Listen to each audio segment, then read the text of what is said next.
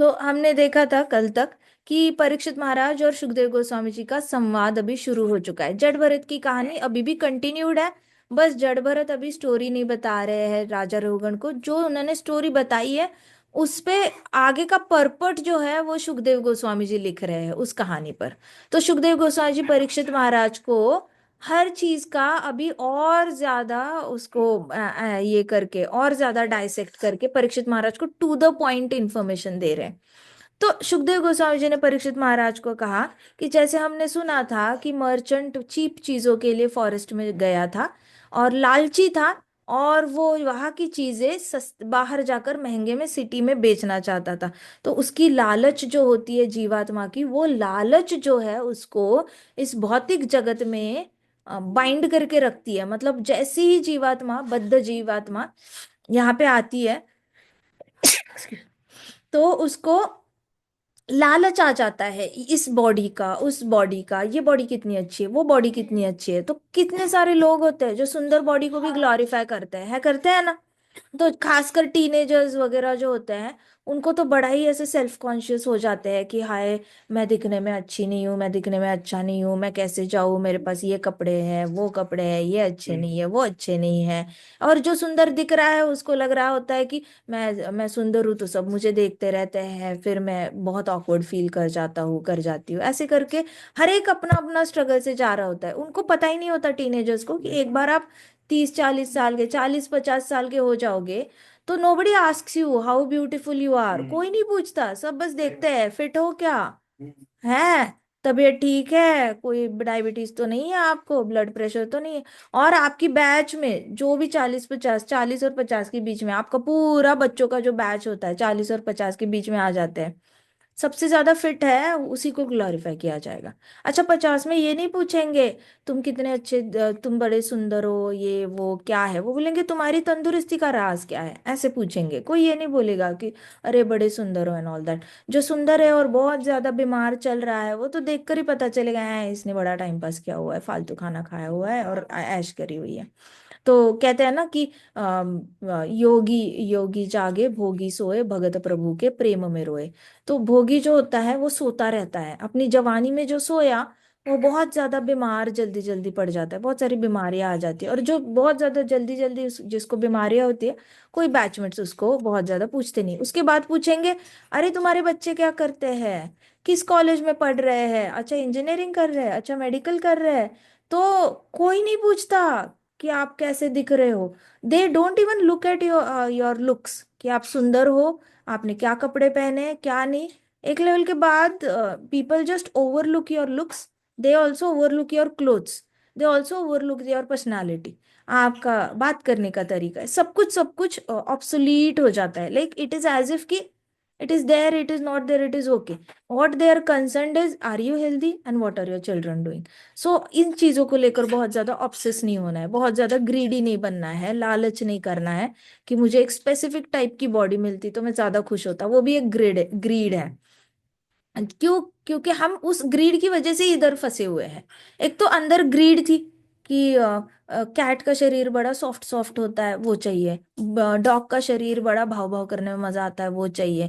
Elephant चाहिए, lion चाहिए, ये चाहिए, वो चाहिए, ऐसे करके अट्रैक्शन से अट्रैक्शन अट्रैक्शन अट्रैक्शन होके ही हम लोग बहुत सारी जीवात्माओं में हम घूमे हैं। हमें पता भी नहीं कि एक फिश दूसरे फिश से एनवियस होता है। जो छोटा फिश को बड़ा मछली खा रही है ओशन में, वो छोटी फिश हमेशा यही सोच रही है काश मैं बड़ी फिश होती तो मुझे कोई भी नहीं खाता। और बड़ी फिश ये सोच रही है काश ये इंसान होते ही नहीं तो मुझे कोई नहीं पकड़ता, काश मैं ही इंसान होती ताकि मुझे कोई पकड़ नहीं पाता जाले में। उसको नहीं पता इंसान होने के बाद कौन पकड़ेगा, पत्नी पकड़ेगी, बच्चे पकड़ेंगे, रिश्तेदार पकड़ेंगे, दोस्त पकड़ेंगे, फिर क्रॉस फ्रेंडशिप वाले पकड़ेंगे, फिर भोंदू बाबा पकड़ेंगे। उसको कुछ नहीं पता उस मछली को। बट वो ग्रीड है, उसके अंदर लालच है कि उसका शरीर बेटर है मेरे से। हर एनिमल को लगता है दूसरा का शरीर, आपको ऐसा लगता है कि हमारे अंदर ही ये फीलिंग होती है, ऐसा नहीं, सबको ऐसे ही। So Bhagavatam says that it is only greed. तो सुखदेव गोस्वामी जी ने बड़ा टू द पॉइंट ये पकड़ा है कि जैसे मर्चेंट फॉरेस्ट में घुस रहा है, वैसे हम लोग फॉरेस्ट में घुसे हुए हैं लालच की वजह से।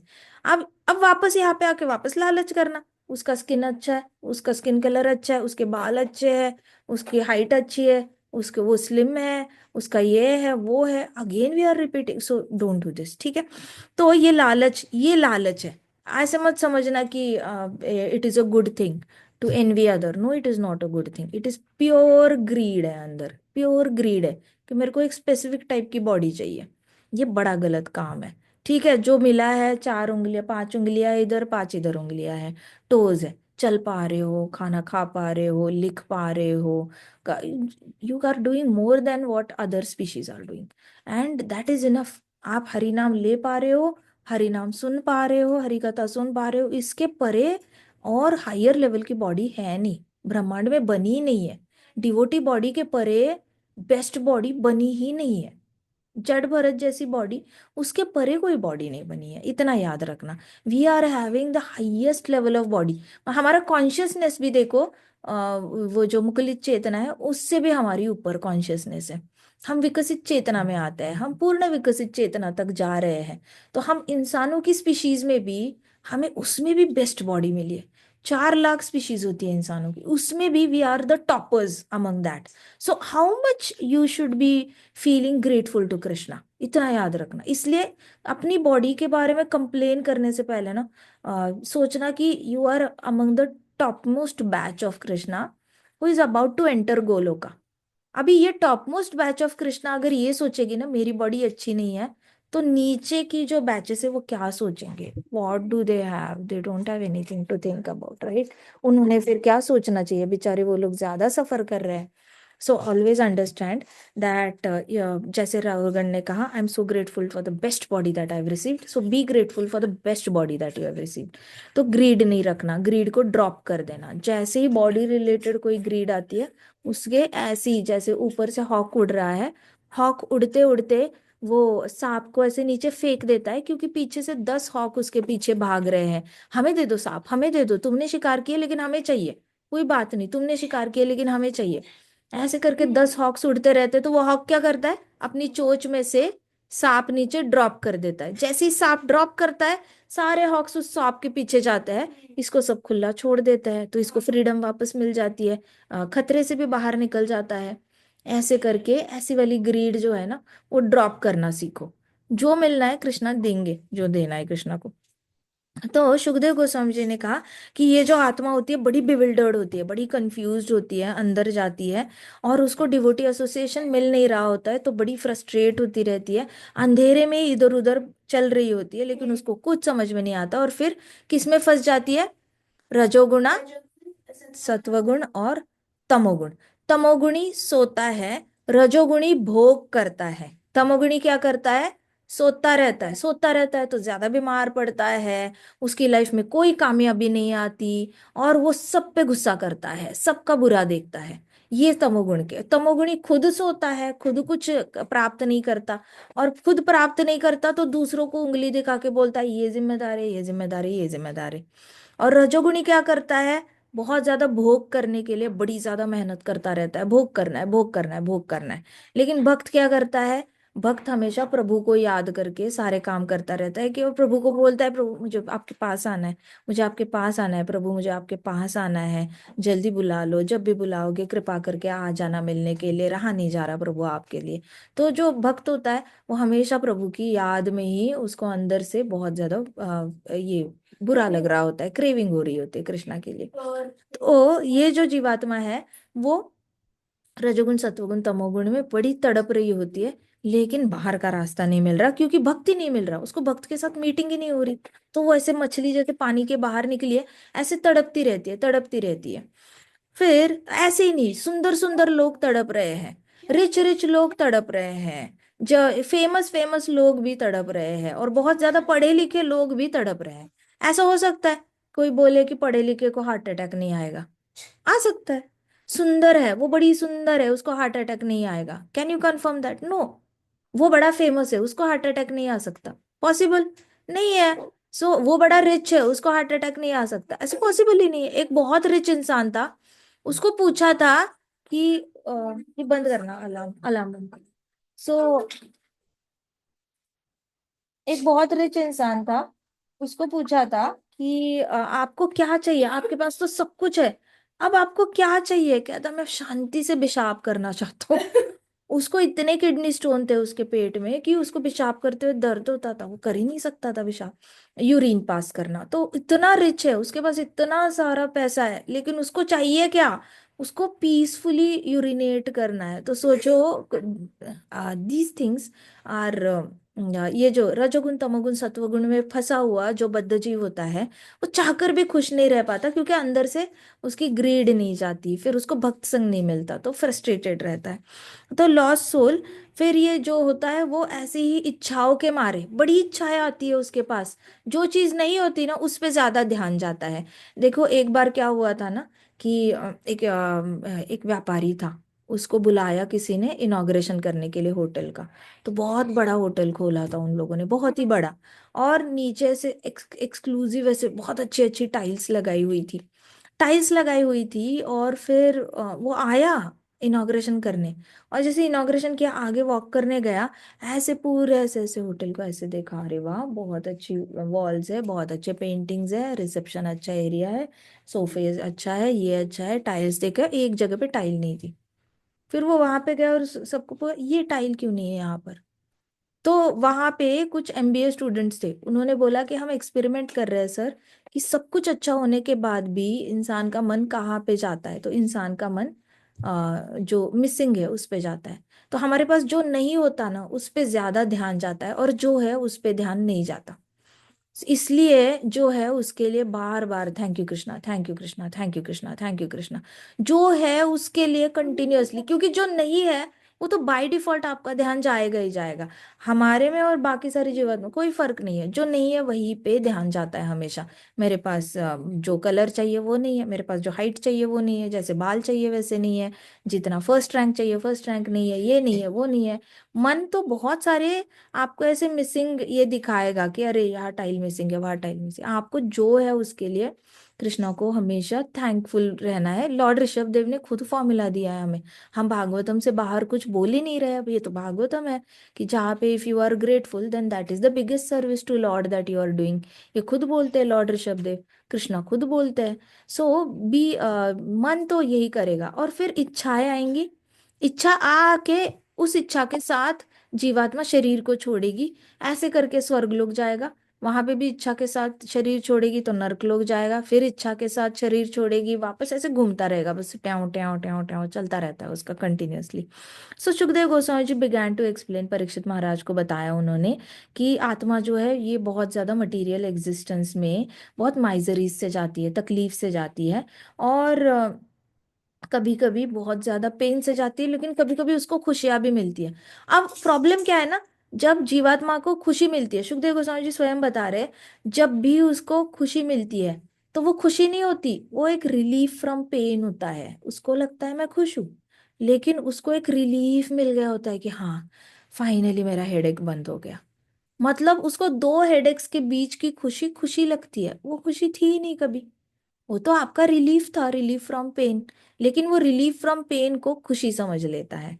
तो बद्ध जीव जो होता है, जीवात्मा जो लालच की वजह से आई हुई है, उसको बस नेक्स्ट डिजायर आना बाकी है, कि वो दुखी दुख में चला जाएगा। जैसे कि ये एक टेनिस प्लेयर थी, उसको कई सारी ट्रॉफीज मिली थी, 150 ट्रॉफीज मिली थी उसको, 150 ट्रॉफीज मिली। उसके बाद उसने एक के बाद एक वो गेम हारती गई, हारती गई, हारती गई। फिर वापस उसने अपना कुछ सर्जरी वर्जरी करा लिया, पाँव में कुछ प्रॉब्लम आई थी, सर्जरी करा लिया, वो वापस आई खेलने के लिए, उसने वापस ट्रॉफी जीती। अब उसको अच्छा लगना चाहिए, लेकिन जैसे ही उसको जीत, इतने साल उसको जीत नहीं रही, तो बड़ी दुखी थी, बड़ी दुखी थी। फिर जैसे ही ट्रॉफी जीती, हाँ फाइनली आई एम बैक, ऐसे बोली वो, फाइनली आई एम बैक। एक दिन की शाम की खुशी थी, शाम को 5 बजे फंक्शन हुआ, शाम को 5 से रात के 9-10 बजे तक वो खुश थी। दूसरे दिन सुबह उठी तो उसने डिसाइड कर लिया मैं अगले साल भी ये कप जीतूंगी। तो उसने दूसरे दिन सुबह वापस सुबह 4 बजे से प्रैक्टिस शुरू करी, और पूरा साल इस बार भी कप चाहिए, इस बार भी कप चाहिए, ये चाहिए वो चाहिए, ऐसे करके। तो उसकी खुशी 4 घंटे तक टिकी थी। सो होता क्या है, कि जैसे आपकी एक इच्छा पूरी जाए, you wait until the next desire, आपकी प्रीवियस खुशी गोज फॉर अ टॉस। तो यहाँ पे सुखदेव गोस्वामी जी कह रहे हैं, बड़े मिक्स्ड फीलिंग से जाती है जीवात्मा। इतनी मिक्स्ड फीलिंग से जाती है कि उसको सुख जो होता है वो एक पेन से रिलीफ चाहिए होता है, उसको बस ये चाहिए होता है कि मुझे पेन से रिलीफ मिल जाए, फिर मैं खुश हो जाऊंगा। इतना ही उसका डिजायर हो जाता है। फिर स्ट्रगलिंग इन दिस वे, वो pure, he can't get the shelter of pure devotee. अब वो मांग ही रहा है भगवान से, मुझे दर्द से बाहर निकालो, दर्द से बाहर निकालो। वो ये नहीं बोल रहा मुझे भक्त संग दे दो, भक्त संग दे दो। भक्त संग मिलेगा तो अपने आप ही आप दर्द से बाहर आ जाओगे। इतना डांस करोगे, इतना गाओगे। आपने अगर डिसाइड कर लिया ना कि मैंने वृंदावन जाना है, और इस्कॉन टेम्पल में 24 घंटे कीर्तन होता है, मैंने मैक्सिमम टाइम वो कीर्तन सुनना है, मैं 1 साल के लिए, 2 साल के लिए मैं सिर्फ कीर्तन सुनूंगा। वो 2 साल की जो हैप्पीनेस है ना, वो आपको पूरी लाइफ वो हैप्पीनेस वापस नहीं आएगी। अगर आपने डिसाइड किया चलो मैं वृंदावन जाना है, मैं 2 साल रहना है, और 2 साल में मैंने पूरा भागवतम, चैतन्य चरितमृत, भगवत गीता बहुत अच्छे से पढ़ना है, नोट्स बनाने, और वो 2 साल मैंने और कुछ नहीं करना है। टेम्पल का वो कोना, प्रभुपाद की जो समाधि है वहां पे मैंने ऊपर बैठना है, शांति होती है वहां पर, कोई डिस्टर्ब करने नहीं आता। मैं वहां पे बैठूंगा, रीडिंग करूंगा, नोट्स बनाऊंगा, फ्री टाइम मिलेगा नीचे जाके प्रसादम पाऊंगा, फिर आऊंगा, फिर पढ़ाई करूंगा। वो 2 साल की खुशी आपकी कोई नहीं लेके जा सकता। फिर अगर आपने डिसाइड किया अरे बहुत हो गया, आप वृंदावन जाना है, बस प्रसादम खा के ऐश करें, 2 साल मैं जाऊंगा, ब्रेकफास्ट भी टेम्पल में करूंगा, लंच भी वहां पे करूंगा, डिनर भी वहीं पे करूंगा, सिर्फ प्रसादम पाऊंगा। आपको खुशी से कोई नहीं रोक रहा। बट आपने अपने लिए ऐसे वाले 2-2 साल का अगर किया, so you will not be, आप पेन से रिलीफ होने के लिए कुछ मांगोगे नहीं भगवान को। आपको पेन हो ही नहीं रहा, हो ही नहीं रहा पेन, तो आप क्या भगवान को बोलोगे मुझे पेन से निकालो। आप तो इतना ही बोलोगे ना, कृष्णा आपके पास आना है, कृष्णा आपके पास आना है, कृष्णा बड़ा मजा आता है, आपका नाम सुनकर ही बड़ा मजा आता है। आपने डिसाइड कर लिया ये 2 साल मैंने मंदिर में शाम को जाना है, जो भी कीर्तन चल रहा है मैंने बस डांस करना है, मैंने किसी के बारे में नहीं सोचना, कोई कर रहा है नहीं कर रहा। मैंने अपना अपना बस राधा रानी के चरणों में अपना नृत्य ऑफर करना है, राधा रानी को खुश कर देना है। ललिता विशाखा वही खड़ी है, उनको खुश कर देना है। और उनकी डांस मंडली में गोलोक में जाकर मुझे एडमिशन चाहिए। तो मैंने 2 साल बस इनका ऑडिशन देते रहना है, मैंने बहुत खुश करना है राधा रानी और उन सखियों को, कृष्णा को खुश करना है, अच्छे से सज धज के जाना है, डांस करना है। ये करा तो ये 2 साल की एंजॉयमेंट और जो आपका जो ब्लिस है, जो आनंद है, वो आपसे कोई लेके नहीं जा सकता। अब that time you are not running away from pain. आप रिलीफ नहीं चाहते, आप क्या एक्सपीरियंस कर रहे हो, प्योर आनंद एक्सपीरियंस कर रहे हो। और कृष्णा को बोल रहे हो कृष्णा आपके पास आना है, सुना है गोलोक में हमेशा डांसिंग होती रहती है, मुझे कीर्तन में डांस करना है, Krishna please, please take me. तो इस तरीके से आपकी इच्छाएं प्यूरिफाई होती है, provided you need to give some time accordingly. तो यहाँ पे सुखदेव गोस्वामी जी कह रहे हैं कि जीवात्मा जो है उसको शुद्ध भक्तों का संग नहीं मिल पाता, क्योंकि वो हमेशा दर्द से भागने की कोशिश करती है। एंड वो आर लाइक, फिर ऐसे भक्तों के पास नहीं जा पाता। तो बहुत अच्छे से एक महाराज बता रहे थे कि प्रारब्ध जो होता है वो आपको काटता रहेगा, काटता रहेगा। प्रारब्ध एक कुत्ते जैसा होता है, वो पीछे भागता रहता है, भागता रहता है, और वो काटता रहता है, काटता रहता है। आप उसको कितना भी डंडा दिखाओगे, बोलोगे पीछे वहां, पीछे हटो, पीछे हटो, तो वो आएगा और काटेगा ही काटेगा। तो प्रारब्ध का काम है काटना, वो दर्द देगा ही देगा। आपका काम है प्रभु की शरण लेना। तो प्रारब्ध अपना काम करेगा, भौंकने का, काटने का। आप अपना काम करोगे, जोर जोर से हरि नाम लेने का, डांस करने का, प्रशांत करने का। आप अपना अपना काम करते रहो। प्रारब्ध आना पीछे बंद कर देता है, उसको अटेंशन मिलना बंद हो जाती है। तो प्रारब्ध प्रभु कहते हैं ये मुझे देखता ही नहीं, मैंने इसको काटा, इसने मुझे एक बार भी देखकर क्रिटिसाइज नहीं किया।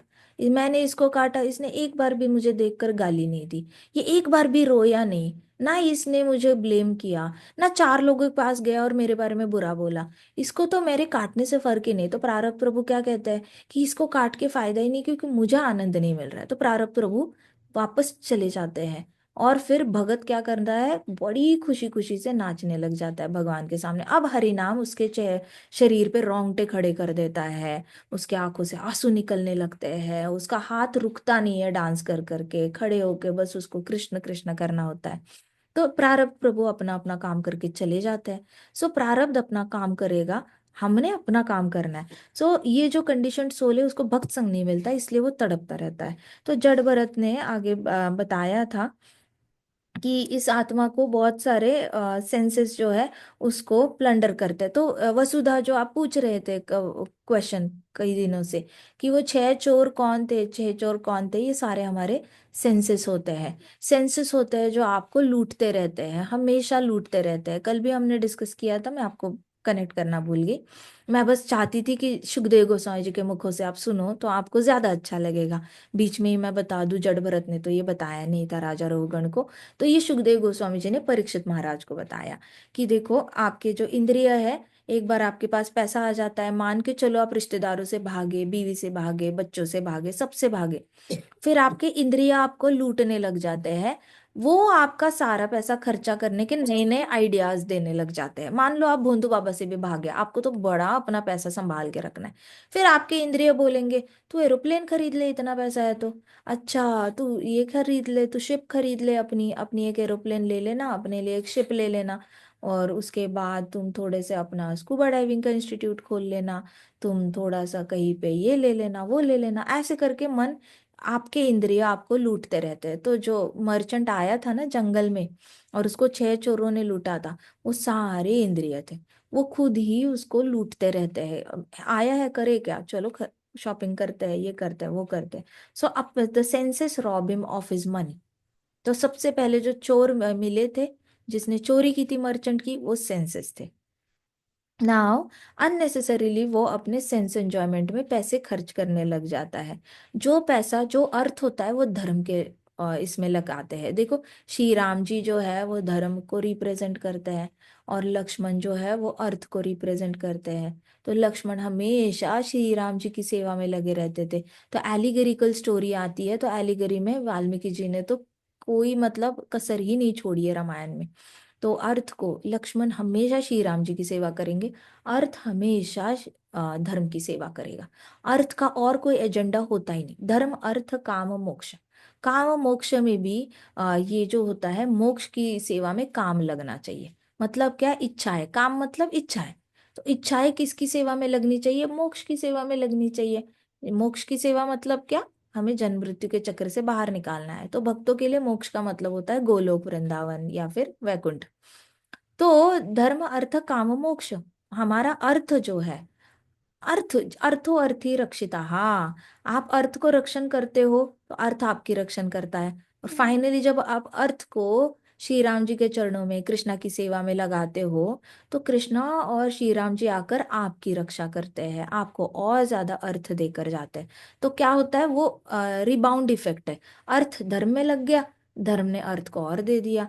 अर्थ धर्म तो दोनों मिलकर ग्रो होते रहते हैं। ऐसा नहीं कि अर्थ अगर धर्म के में लग गया तो आप लुट गए।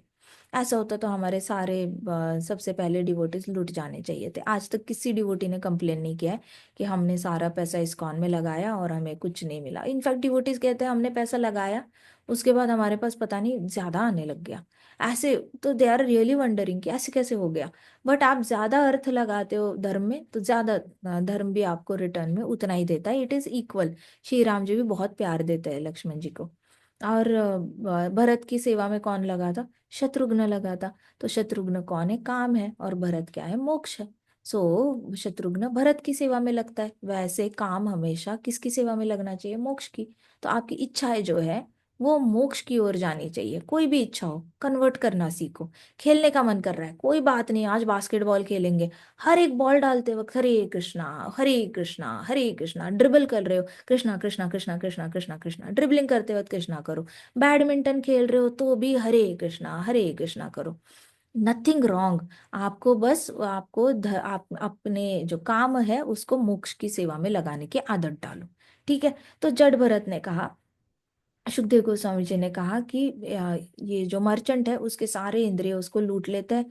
मर्चेंट भी अपना पैसा जो है गलत दिशा में खर्च करने लग जाता है, हर सेंस को खुश करने में लग जाता है। अगर एरोप्लेन खरीदा तो स्किन को बड़ा अच्छा लगेगा बिजनेस क्लास में लेटने के लिए, आंखों को बड़ा अच्छा लगेगा इतना बड़ा एरिया देखने के लिए, ऊपर से नीचे देखने के लिए, नाक को अच्छा लगेगा, अच्छे परफ्यूम लगाए होंगे, तो आपकी ओवरऑल सारी सेंसेस आपकी बड़ी खुश हो जाती है। खुद का एरोप्लेन होगा तो बोलने में भी मजा आएगा, सब हेलो साहब कहेंगे। That is the problem. So जो सेंसेस प्रभु के चरणों में लगने चाहिए, अब वो किसकी सेवा में लग जाते हैं, खुद मर्चेंट की बॉडी की सेवा में लग जाते हैं। इसलिए वो और ज्यादा ग्रेट डिफिकल्टी में आ जाता है। अब जब अपने अंदर ही कोई एंटिटी है जो हमें लूट रही है, हम किसकी ओर देखेंगे? We can't expect any this thing positivity in life. हम कोई भक्ति के बारे में सोच ही नहीं सकते, क्योंकि मेरे अंदर ही चोर बैठा है और वो चोर मेरे को ही लूट रहा है। अब मैं क्या करूं? अब मैं किसको कंप्लेन करूं? फिर चुप करके बैठ जाते हैं, रोने लग जाते हैं लोग। खुद खुद की ही गलती होती है, और खुद की गलती चार लोगों को बता नहीं सकते, लेकिन अंदर रख भी नहीं सकते। आत्मग्लानि जिंदा रखने रहने नहीं दे रही है, तो बहुत ज्यादा और ज्यादा उसको सफोकेटिंग हो जाता है, नॉजिएटिंग हो जाता है, और वो और ज्यादा अपने आप को ही पीटने लग जाता है, अपने आप को ही तकलीफ देने लग जाता है। अब मर्चेंट की wife and children also behave like plunderers. Sukhdev Goswami ji कह रहे हैं जो मर्चेंट की वाइफ और बच्चे हैं वो भी चोरों की तरह एक्ट करते हैं, लुटेरे। प्लंडरर्स मतलब लुटेरे। तो लुटेरों की तरह, पहले तो आपके इंद्रिय है ही, मान लो आपने शादी नहीं करी, बच्चे नहीं पैदा किए, तो आपके इंद्रिय आपको जिंदा नहीं रहने देंगे, आपको हमेशा कुछ ना कुछ गलत करने के लिए प्रवृत्त करेंगे। इसलिए प्रभुपाद कहते हैं कि हाँ, गृहस्थ आश्रम में जाना है तो जाओ, कोई गलत नहीं है। फिर आप इंद्रियों को अच्छे से कंट्रोल कर सकते हो, सब मिलकर आप भक्ति करो, आप पे इंद्रिय कंट्रोल हो जाएंगे। घर में ही कीर्तन मंडली बन जाएगी, एक रॉक बैंड, कीर्तन का रॉक बैंड बन जाएगा। प्रसादम के लिए किचन में सब लोग इकट्ठे भगवान के लिए कुछ ना कुछ भोग बनाएंगे। तो आपका एक जो ग्रुप बनेगा वो आप बहुत एंजॉय कर सकते हो कृष्णा कॉन्शियसनेस में। लेकिन आप अगर मान लो शादी भी नहीं करी, बीवी नहीं है, बच्चे नहीं, तो आपके खुद के छह जो इंद्रिय है वो सारे आपको लूटने पे लगे रहेंगे। उनका तो काम ही है प्लंडरर से। तो merchant's wife and children behave like plunderers in the forest. तो वो भी लूटना शुरू कर देते हैं। वाइफ भी लूटती है और बच्चे भी लूटते हैं, बहुत लूटते हैं। उसके बाद तो मैं एक केस बताती हूँ, जहाँ पे बेटा था, बेटे को फादर ने एक बड़ा बिजनेस खोल के दिया, और बेटे ने बोला कि नहीं नहीं, मुझे नहीं करना, मुझे पसंद नहीं है। अब फादर ने ऑलरेडी कुछ 15 लाख 20 लाख कुछ लगाए थे। बेटा कहता कि नहीं नहीं, ये मेरे स्टैंडर्ड से नीचे है, मैं नहीं करूंगा ये बिजनेस। तो फादर ने बोला ठीक है। फिर फादर ने उसको पेट्रोल पंप खोल के दिया। तो बेटे ने कहा कि मुझे नहीं इस सिटी से बाहर इतना आकर बैठना, इतना पूरा पूरा दिन, बिल्कुल ही है, मुझे नहीं करना ये ऐसे वैसे। तो बेटे ने वो भी मना कर दिया। तो फादर के पेट्रोल पंप पे कई 60-70 लाख लगे थे, वो भी सारे वेस्ट हो गए। सो बच्चे लूटते हैं, आप देते जाओगे तो लूटते हैं। पत्नी भी लूटती है, पत्नी को ना दो तो और ज्यादा लूटती है, बट नॉर्मली लूटने के लिए आते हैं। तो just as a herdsman tries to protect his sheep, which are nevertheless captured by tigers and foxes, the family members use up a man's hard earned money, even if he tries to guard it very carefully. तो जैसे एक ये होता है ना, sheeps होते हैं, sheep को क्या कहते हैं हिंदी में? बाबा ब्लैक शिप, बकरी, भेड़। भेड़, हाँ भेड़।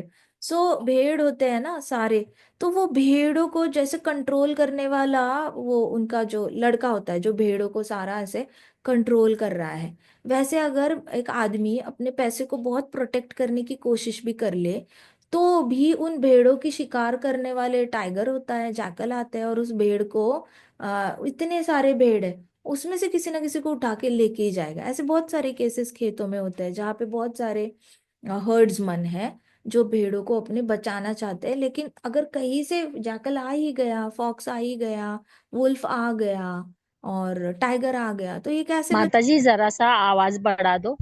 अच्छा, अभी आ रही है आवाज? सबको आ रही है आवाज? आ रही है हाँ क्या माता आवाज? जी। जय माता जी। हाँ। अगर भेड़ है सारे, और जो उसको कंट्रोल करने वाला लकड़ी लेकर उनको घर ले जा रहा है, तो बीच में से टाइगर ने अटैक किया, एक भेड़ को लेकर चला गया, तो वो कंट्रोल करने वाला है भेड़ों को, हर्ड्समैन, वो कुछ नहीं कर सकता।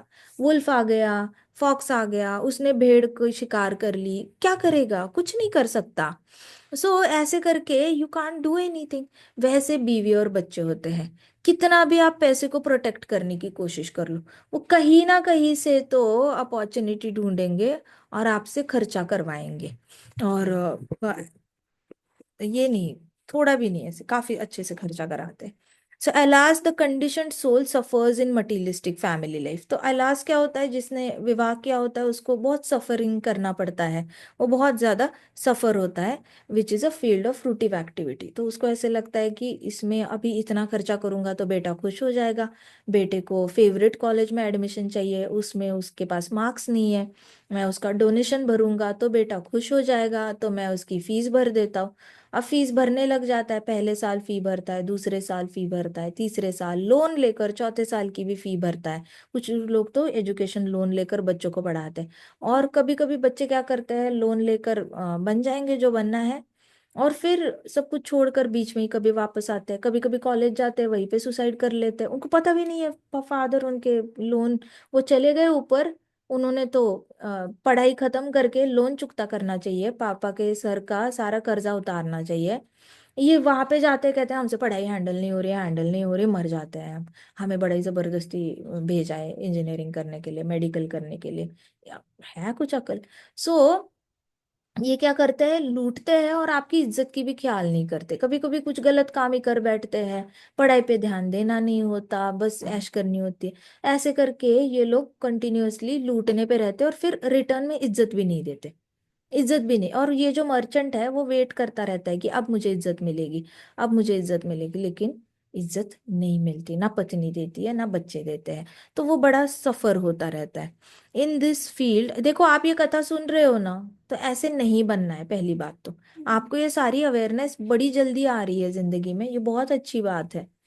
तो ये स्टोरी से डोंट्स सीखना, डोंट्स कि क्या नहीं करना है पापा के साथ, मैंने क्या नहीं करना है, my father if he is trying his best, so I don't have to hurt him at any cost.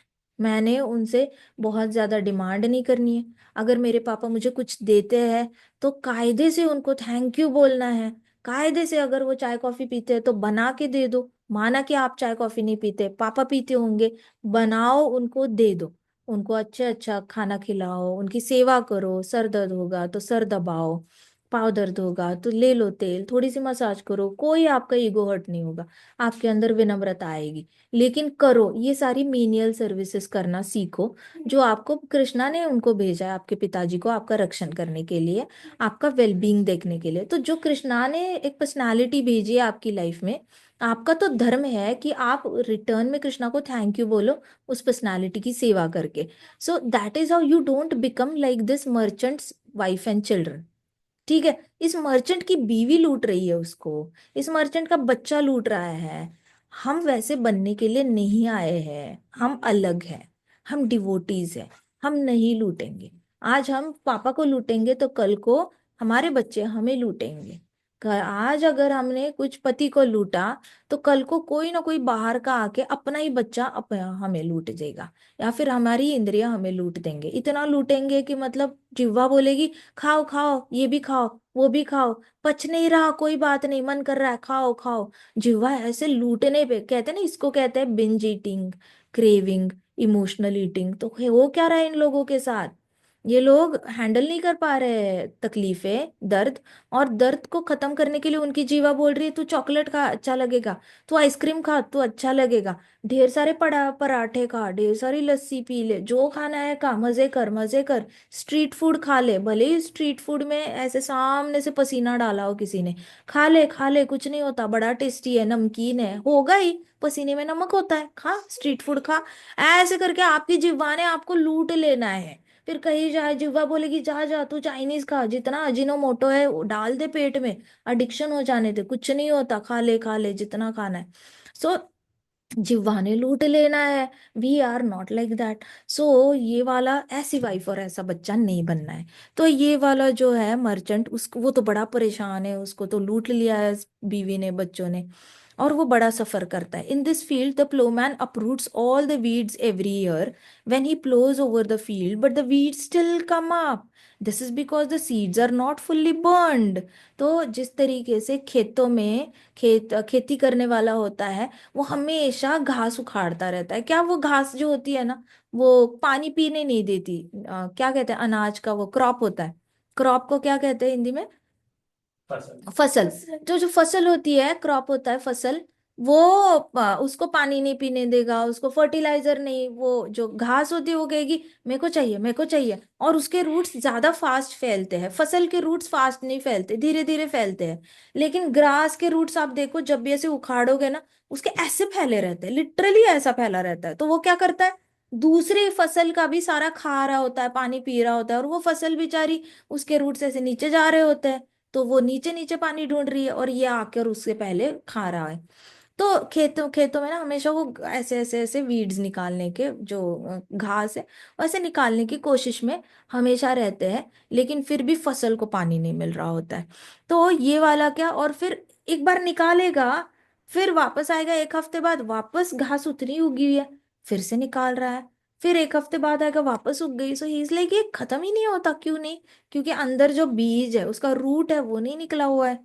तो वैसे ही हमारी इच्छाएं होती है। If the desire to enjoy family life is not completely burned, it grows up again and again. देखो सुखदेव गोस्वामी जी किसको refer कर रहे हैं, जड़ भरत को रिफर कर रहे हैं। डिजायर, आपके अंदर इच्छा है फैमिली लाइफ एंजॉय करने की। अगर फैमिली लाइफ एंजॉय करने की इच्छा पूरी तरह बर्न नहीं हुई, खत्म नहीं हुई, तो आपको बार बार फैमिली लाइफ एंजॉय करने का मन करता है। दैट इज द रीजन, जब आप ब्रह्मचर्य लेते हो, आप ये कथा सुनोगे, कई सारे लड़के मिसअंडरस्टैंड कर लेते हैं इस कथा को। लड़कों को क्या लगता है ना, अरे वो मर्चेंट की हालत इतनी खराब होगी, मेरी भी होगी। क्यों? तू मर्चेंट क्यों बन रहा है, पहले ये बता। तू अपने आप को मर्चेंट क्यों सोच रहा है?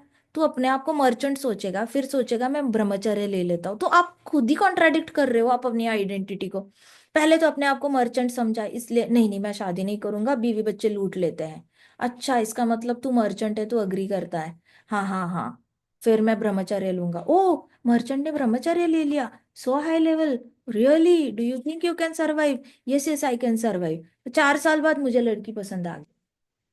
तो आपका जो फैमिली लाइफ की इच्छा होती है, वो इच्छा अगर बर्न नहीं हुई है, तो आप वापस उस इच्छा के पीछे भागोगे। जैसे घास उगती है ना, वैसी इच्छाएं बाहर आएंगी।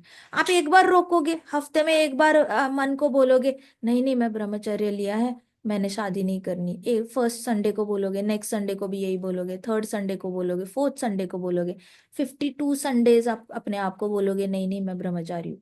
52 के फिर 104 संडेज हो जाएंगे, बोलोगे नहीं नहीं नहीं। और उसके बाद फिर एक नेक्स्ट लेवल का किसी लड़की से प्यार हो गया, तो then you are back to square one. मुझे शादी करनी है, शादी करनी है, मैंने नहीं ब्रह्मचर्य करना। नॉट ओनली लड़की, मुझे मम्मी पापा की याद आ रही है, मैंने 2 साल बड़ी मुश्किल से काटे, अभी मम्मी बीमार पड़ गई है, पापा बीमार पड़ गए, मैंने नहीं फॉलो करना। So what ever it is, इच्छा तो किसी भी दिशा से आ सकती है। मम्मी पापा के साथ भी एंजॉयमेंट आता है। ये जितनी भी लड़कियां मायके आ जाती है पति को छोड़कर, उनको मम्मी पापा के पास बड़ा अच्छा लगता है, बैठकर सुबह 8 बजे 9 बजे उठने का। कोई उनको टोकता नहीं है। बहू होगी तो सुबह 5 बजे उठ के सारे काम करने पड़ेंगे घर के। खुशी खुशी किसे करती है बहू है, ऐसे नहीं होता कि तकलीफ से। लेकिन बेटी वापस आएगी, वो लेट उठना अलाउड है उसको।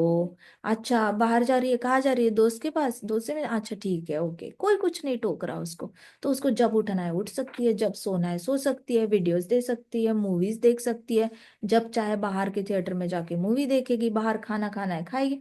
एक तो घर में खाना बनाना नहीं है, हाथ में थाली आ जाती है परोस कर, खा लो। थोड़ा बहुत इधर उधर किचन में मदद करने का अभिनय कर लो, and you are done. So now that is family life enjoyment का सीड है अंदर। तो वो एंजॉय करने की कोशिश कर रही है। वैसे ही आप ब्रह्मचर्य ले लेते हो, आपको वापस आने का मन करता है। हाथ में थाली आती है, कपड़े प्रेस होके आ जाते हैं, मशीन में धुल जाते हैं, सूख जाते हैं। आप तो माता पिता के होटल में रहने का मजा ले रहे हो। सो माता पिता के होटल में रहने का मजा किसको नहीं चाहिए? सो चांसेस आर कि आपका अगर वो बीज जला हुआ नहीं है, तो जैसे घास उग रही है ना, वैसी इच्छाएं बार बार उगेंगी। इसलिए अपने माइंड से वो फैमिली एंजॉयमेंट का सीड डिलीट कर देना है, पूरी तरह उसको निकाल ही देना है। Okay, done and dusted. किया ना माता पिता के घर में एंजॉय, दैट्स इनफ। इससे ज्यादा मेरे को करना नहीं है। अब मेरे को जिम्मेदारी लेनी है, अपने पाँव पे खड़े रहना है, अपने बच्चों की सेवा करनी है, कृष्णा की सेवा करनी है। लेकिन वापस जाके मम्मी डैडी की लाइफ, मम्मी डैडी के घर में जाकर मैंने एंजॉय नहीं करना है। ना लड़कों ने एंजॉय करना है। मम्मी पापा के होटल में एंजॉय करने के बारे में सोचना भी मत बड़े होने के बाद। ठीक है, सेवा सेवा सेवा सेवा सेवा। अगर गृहस्थ आश्रम में हो तो सिर्फ सेवा सेवा सेवा करना। छोड़ दिया गृहस्थ आश्रम, नहीं एंटर ही नहीं करना है गृहस्थ आश्रम में। बाहर जाओगे तो भी 24 घंटे सेवा करनी है, लेकिन अंदर से एंजॉयमेंट का अगर नहीं गया, you will again come back to pavilion. So don't do such things. यहाँ पे मर्चेंट है, similarly the desire to enjoy family life is not completely burned, it grows up again. तो कई सारे लोग जब चाहे मन माए अमेरिका जाते हैं जॉब करने के लिए, मैनेजर के साथ झगड़ा हुआ, बैग पैक करेंगे, इंडिया वापस आ जाएंगे। यूएई जाएंगे, अबू धाबी जाएंगे, दुबई जाएंगे, वहां पे मस्कट जाएंगे, शारजा जाएंगे, थोड़ा सा पॉलिटिक्स हुआ ऑफिस में, बैग पैक किया, आ गए इंडिया वापस। भाई आप थे वहां पे, इतनी मेहनत से तो आपने इंजीनियरिंग करी, इतनी मेहनत से आपने नौकरी ढूंढी, इतनी मेहनत से वहां चले गए, थोड़ा ऊंच नीच हो गया, आप सब पैक करके वापस आ रहे हो। तो ये कौन सी इच्छा है? फैमिली लाइफ एंजॉय करने की इच्छा है। It is not only applicable to girls और boys, it is applicable to everybody. सबके लिए अप्लाई होता है ये। तो ये डिजायर जो है वो बार बार आता है। It's like a pot with camphor, even if the camphor is remove from the pot still retains the aroma of camphor. तो ये तो ऐसे हो गया, एक मटका है जिसमें कैम्फर डाला हुआ है, कपूर डाला हुआ है। अगर आपने उसके अंदर से कपूर निकाला भी, तो भी उस पॉट को स्मेल किसकी आएगी? कैम्फर की आएगी, कपूर की आएगी, होती भी फ्रैग्रेंट है वो। तो ये वैसा है कि आपने अगर इच्छा पूरी भी नहीं करी, तो भी वो इच्छा रह जाती है अंदर। जड़ भरत के साथ ऐसे ही हुआ था। भरत महाराज ने इतने औसम तरीके से भक्ति करी, लेकिन जो सबसे छोटा बच्चा था ना, उनका बेटा था ना, उनको पता ही नहीं था कि वो अटैच हो चुके थे उससे। तो फिर वो हिरन के रूप में उनको अपने बेटे की याद आ गई, एंड फिर बीवी की भी याद आ गई। इसका मतलब क्या? पूरी तरह उन्होंने साइकिल कंप्लीट नहीं किया था फैमिली एंजॉयमेंट का। अगर वो कर लेते ना भरत महाराज, पूरी तरह कंप्लीट कर लेते, तो चांसेस आर कि उनका वानप्रस्थ सक्सेसफुल हो पाता। लेकिन वो पूरी तरह कंप्लीट नहीं कर पाए, अंदर एक हिडन डिजायर था जो उनको भी पता नहीं था कि उनको अटैचमेंट है। अब देखो, उसी की जगह कर्दमा मुनि है, 9 बेटियां हुई उनको, उनको कोई किसी के साथ अटैचमेंट था नहीं। उन्होंने पूरा परिवार का अपना साइकिल कंप्लीट किया। आप साइकिल कंप्लीट करने का मतलब क्या है? आपको अपने अंदर क्लैरिटी होनी चाहिए कि हाँ मैंने कंप्लीट कर लिया, I don't want to go back any more, I want to just disconnect it once and for ever. तो कर्दमा मुनि ने डिस्कनेक्ट किया, he never came back from वानप्रस्थ, but Bharat Maharaj had to come back. उनको अटैचमेंट रह गया था, तो वो वाली घास है, वो उग रही थी, उग रही थी, उग रही थी, कंटिन्यूअसली उग रही थी हिरन के रूप में। It's like a pot. So, in same way, as long as seeds of material desire are not destroyed, fruitive activity cannot be destroyed. जब तक अंदर से इच्छा डिलीट नहीं होती, खत्म नहीं होती, तब तक इंद्रिय तृप्ति खत्म हो ही नहीं सकती। आप ट्राई करके देख लो, मायावादी यही काम करते हैं, इच्छाओं को दबाते हैं, इंद्रिय तृप्ति को दबाते हैं। वो सिर्फ ऊपर ऊपर से इंद्रिय तृप्ति को दबाते हैं, दबाते हैं, दबाते हैं। और फिर इनकी इंद्रिय तृप्ति कब निकलती है? मैंने उस दिन भी बताया था आपको कि ये लोगों को साक्षात्कार होता है। फिर ये गुरु से पूछते हैं क्या करूं मैं अभी? गुरु कहता है सेवा कर तू, लोगों की सेवा कर और लोगों को सिखा भगवान कैसे बनते हैं। अच्छा ठीक है। हॉस्पिटल खोलता है, हॉस्पिटल के बहुत सारे पैसे आने शुरू हो जाते हैं, फ्री के कैंप्स करेगा, ये करेगा, इधर हॉस्पिटल उधर हॉस्पिटल, ढेर सारे हॉस्पिटल खोल के सेवा करने लगता है। फिर उसकी इंद्रिय तृप्ति जाग जाती है। फिर उसको चाहिए कि मुझे, मैं ये भी खरीदूं, वो भी खरीदूं, अब मैं लंदन में भी हॉस्पिटल बनाऊं, मैं दुबई में भी बनाऊं, मैं इधर भी बनाऊं, उधर भी बनाऊं। और ऐसे करके उसकी इंद्रिय तृप्ति जाग जाती है। तो इंद्रिय तृप्ति को दबा के फायदा है नहीं, उसको रूट से उखाड़ना पड़ेगा। रूट से जब उखाड़ोगे तभी खत्म होगी, नहीं तो इंद्रिय तृप्ति थोड़ी देर के लिए शट डाउन हो जाएगी, लेकिन वापस जाग जाएगी। सो वो एक्टिविटी, इंद्रिय तृप्ति खत्म नहीं हो सकती जब तक इच्छा खत्म नहीं होती। But why should one become free from materialistic family life in the first place? लेकिन आपको फैमिली लाइफ से डिटैच होना ही क्यों है? अच्छी तो चल रही है फैमिली लाइफ, सब प्यार कर रहे हैं, ढेर सारा पैसा है, फेम है, पढ़े लिखे लोग हैं, तो क्यों डिटैच होना है? सब लोग तो अच्छे हैं, कोई झगड़ा नहीं कर रहा है ऐसा लग रहा है आपको। तो मटीरियलिस्टिक लाइफ, फैमिली लाइफ को छोड़ना ही क्यों है? फ्री क्यों होना है? Surely there is happiness, there है खुशी है, कई बार आती है खुशी। कोई इधर उधर थोड़ा बहुत होता रहता है, वो तो फैमिली में होता ही रहता है, छोटी छोटी बातें। बट इतना क्या एकदम ही फैमिली से फ्री हो जाना है? But no, Shukdev Goswami ji explains, although there may be some pleasure, it is only temporary and leads to misery. तो सुखदेव गोस्वामी जी बोल रहे हैं कि थोड़ा सा प्लेजर होगा, लेकिन इवेंचुअली माइजरी में कन्वर्ट होगा। जैसे नया न्यूबॉर्न बेबी होता है, बहुत मजा आता है न्यूबॉर्न बेबी के साथ। फिर वो हाथ पैर मारने लग जाता है, किलकारियां करता है, तत पप बोलने लग जाता है, चलते चलते गिरता है, उसको उठाने में बड़ा मजा आता है। जितना गोदी उठाओ कम लगता है, ऐसे स्पॉन्जी स्पॉन्जी होता है, क्यूट क्यूट होता है, हल्का होता है। जैसे ही बड़ा होके बातें करने लग जाता है, कोई कहता है उसको उठ, नहीं उठना। कोई कहता है नाश्ता कर, नहीं करना। पढ़ाई कर, नहीं नहीं नहीं। तो जैसी ही उसकी वो नई नई नई वाली रट शुरू हो जाती है, वैसे माँ बाप को लगता है इसको जन्म ही क्यों दिया मैंने। तो ये वाला जो जो आपके पास प्लेजर होता है वो बहुत टेम्पररी होता है।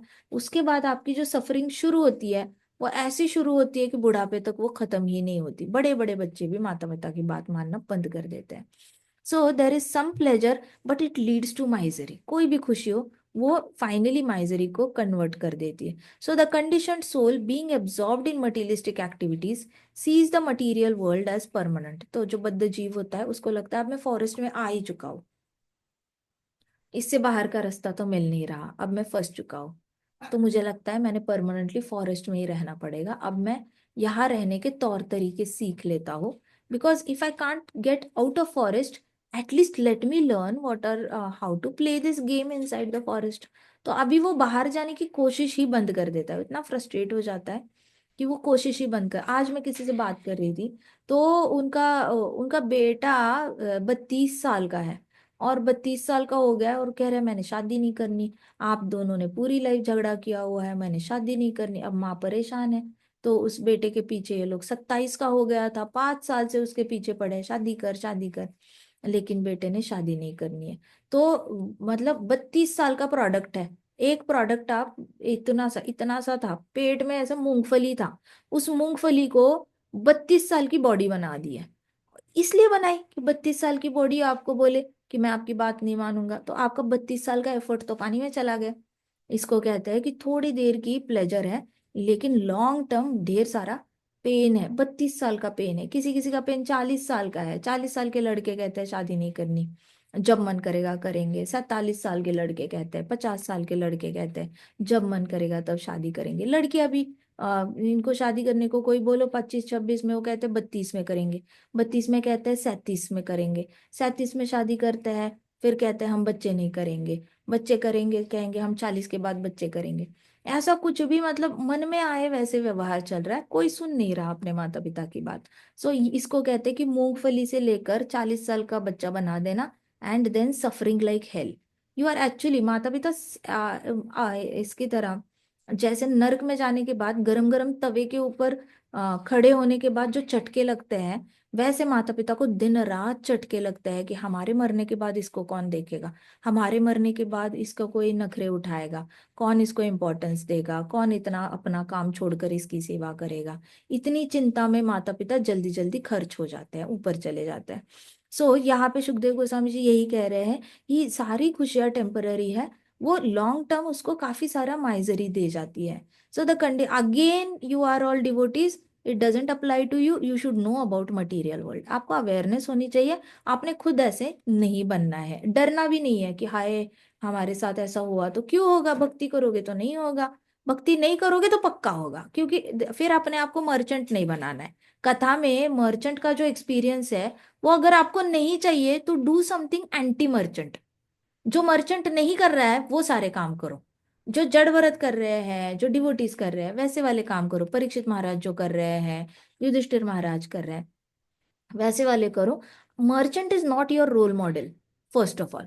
तो भागवत कथा गलत तरीके से अप्लाई मत करो कि भागवतम में लिखा है बच्चे बीवी धोखा देंगे, लूटेंगे। भागवतम में लिखा है बच्चा बड़ा हो जाएगा, तंग करेगा, इसलिए मैंने बच्चे नहीं करने। What nonsense. किसने सिखाया आपको भागवतम को ऐसे इंटरप्रेट करना? है कई सारे डिवोटीज जो ऐसे एक्सप्लेनेशन देते हैं कि भागवतम में ऑलरेडी लिखा हुआ है कि बच्चे आपको लूटेंगे बड़े होने के बाद। क्यों लूटेंगे भाई? क्यों लूटेंगे? अगर आपके इंद्रिय आपको लूट रहे हैं तो ही बच्चे आके लूटेंगे। आप अपने इंद्रियों को आपको लूटने नहीं दे रहे हो ना, तो आपके बच्चे भी आपको नहीं लूटेंगे, पत्नी भी नहीं लूटेगी। आप मर्चेंट मत बनो। First of all you become a devotee rather than becoming a merchant. Everybody is understanding? Never ever say Bhagavatam advocates not to follow into family, ऐसा कुछ नहीं, मिसअंडरस्टैंड नहीं करनी है कथा। बहुत गलत तरीके से इंटरप्रेट करके यूज किया जा रहा है इस कथा को। Never ever. जो बोल रहा है ना कि भागवतम में ऐसे बोला है, इसका मतलब वो अपने माइंड में सोच रहा है मैं मर्चेंट हूँ। अगर तेरी आइडेंटिटी मर्चेंट है, तू तो सेकंड चैप्टर की भगवत गीता तक भी नहीं पहुंचा। तू आत्मा है ये समझा ही नहीं। फिर तू 12वें चैप्टर तक भी नहीं पहुंचा, जहां पे तुझे पता होना चाहिए कि आत्मा तो परमात्मा की सेवा के लिए बनी हुई है। तू 18वें चैप्टर तक भी नहीं बोला, सर्वधर्मान परित्यज्य तक। तू पहुंचा ही नहीं, तू सेकंड चैप्टर तक ही अटका हुआ है। And just advocating that this is Sukhdev Goswami ji teachings, Jada Bharat story, and that's why I don't want to marry, I don't want to have children. कुछ लोग आधा में कहते हैं I don't want to marry, कुछ लोग शादी के बाद कहते हैं आई डोंट वांट चिल्ड्रन। क्यों? क्योंकि भागवतम में लिखा है बच्चे बड़े होके तंग करते हैं, लूटते हैं आपको। Seriously, are you really merchant? If you are a merchant, please follow merchant's life. You are not a merchant. Now, why are you blaspheming? Why are you blaming Shrimad Bhagavatam for your wrong actions? आपका intelligence तो गलत तरीके से justify कर रहा है। भागवतम को malign करने का आपको कोई हक नहीं है। आपको ऐसा कोई आसपास मिला जो ऐसे गलत तरीके से भागवतम रिप्रेजेंट कर रहा है, तो उसको बोलना आप मे बी आप माइंड में अपने आप को मर्चेंट समझ रहे हो, इसलिए आप ऐसे वाले लेसन्स डिराइव कर रहे हो।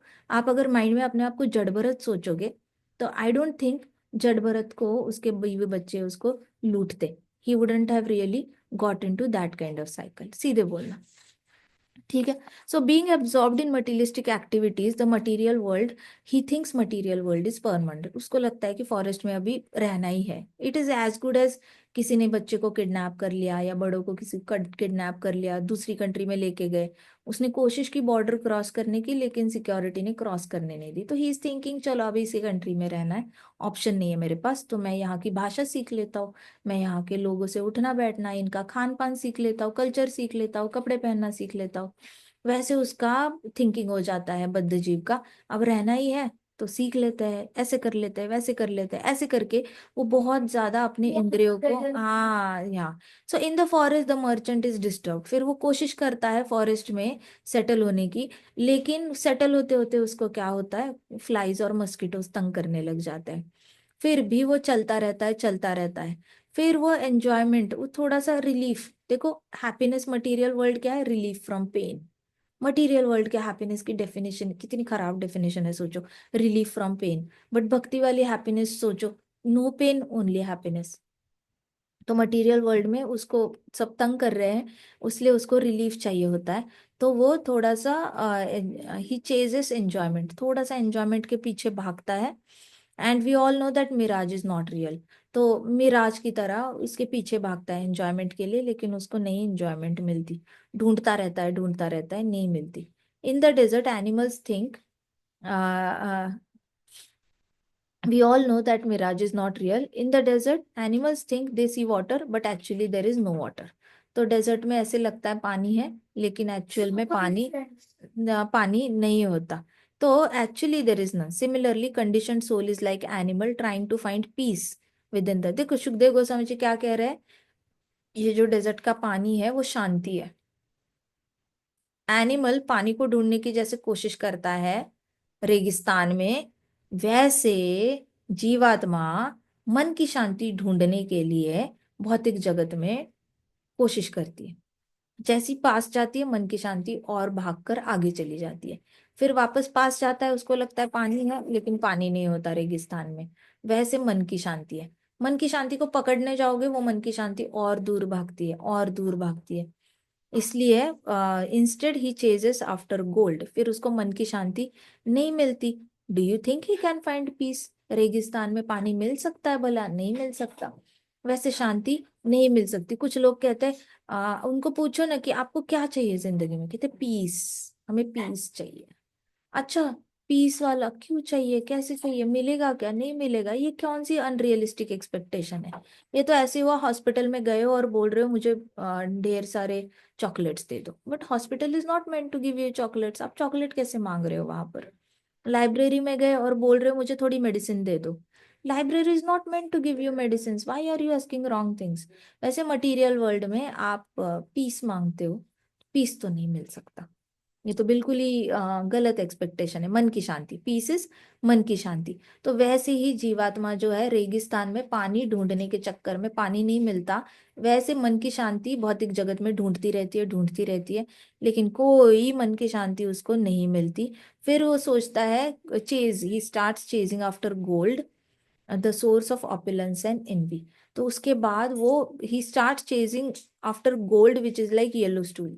देखो सुखदेव गोस्वामी जी क्या बता रहे हैं। सुखदेव गोस्वामी जी माइंड में देखो, उन्होंने गोल्ड को कैसे देखते हैं सुखदेव गोस्वामी जी, वेरी फनी।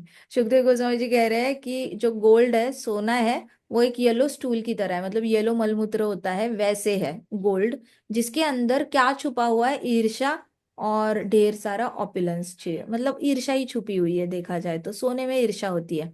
पुराने जमाने में राजा कोई खुश होता था, राजा खुश होता था प्रजा से, ऐसे गुठली बांध के इतने सारे गोल्ड कॉइन्स होते थे, ऐसे गिफ्ट में देता था। किसी ने बहुत अच्छा डांस कर लिया तो राजा ने गोल्ड कॉइन्स गिफ्ट किए, किसी ने अच्छा जोक सुनाया तो राजा ने उसको गोल्ड कॉइन्स गिफ्ट किए। अब जैसे ही चोरों को पता चलता था कि आज इसके घर में गोल्ड कॉइन्स आने वाले हैं, तो वो आके घर में सोने से पहले उसके आसपास चोरों का, लुटेरों का ऐसे सर्कल बना रहता था।